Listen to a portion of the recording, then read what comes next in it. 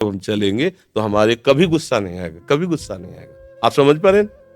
मृगलोचनी शरण जी, महाराज जी, शास्त्रों में वर्णन आता है और आपके श्रीमुख से भी सुना है, भावातीतम त्रिगुण रहितम सद्गुरुम तम नमामि।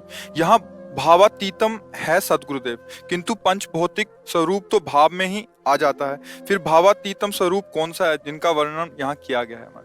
भगवान ही त्रिगुण रूप से विराजमान हैं, पर जीव की दृष्टि त्रिगुणात्मिका माया के भोक्ता भाव में होने के कारण भगवान पर दृष्टि नहीं जाती, इसलिए वो कर्म बंधन से युक्त होकर दुर्गति को प्राप्त होता है। वस्तुतः भगवान ही त्रिगुण बने हुए हैं।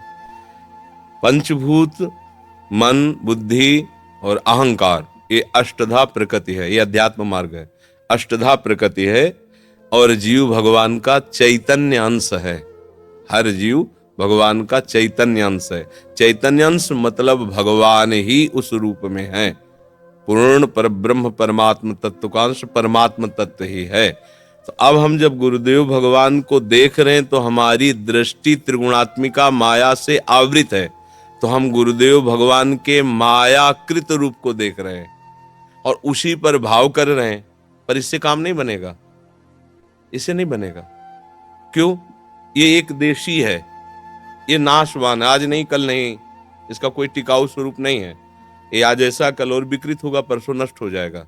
ये पीछे नहीं था, बाद में नहीं रहेगा, अभी बीच में केवल भास रहा है। केवल भाव को समझने के लिए ये रूप है। बकाया जो रूप सच्चिदानंदमय गुरुदेव का है वो अखंड मंडलाकारम व्याप्तम, ये व्याप्त तो नहीं है ना, ये तो पांच भौतिक है ना। तो इससे केवल भाव हमें समझना है।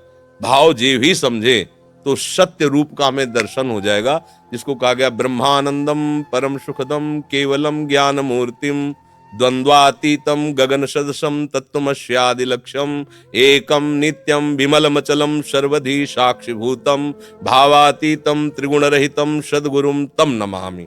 वो त्रिगुण माया के अतीत परम तत्व गुरुदेव हैं, पर उनको नहीं देख सकते आप। तो क्या करें? गुरुदेव ने कृपा करके त्रिगुण माया का ही रूप धारण कर लिया। अब इनको देखो और इनकी बात मानो, इनकी आराधना करो, तो त्रिगुण को देखने की जो वृत्ति है ये हट जाएगी और त्रिगुणातीत भावातीत गुरु के स्वरूप का अनुभव हो जाएगा, जो आपका स्वरूप है। समझ रहे ना? गुरु शिष्य दोनों तब तक जब तक अनुभव नहीं हुआ, और जब अनुभव हुआ तो ना कोई गुरु ना कोई शिष्य, एक ही तत्व बचा, वही ब्रह्म है, वही परमात्मा है।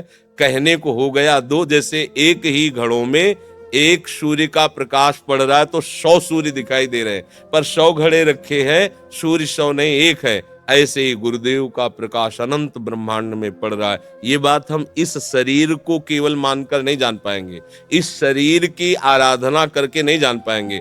जो इससे उपदेश हो रहा है और जिसकी आराधना कही जा रही है, उस तत्व की जब आराधना करोगे तो जान जाओगे। समझ में आ रहा है कि नहीं? जी। दिलीप सिंह कल्लू, कानपुर देहात। राधे राधे।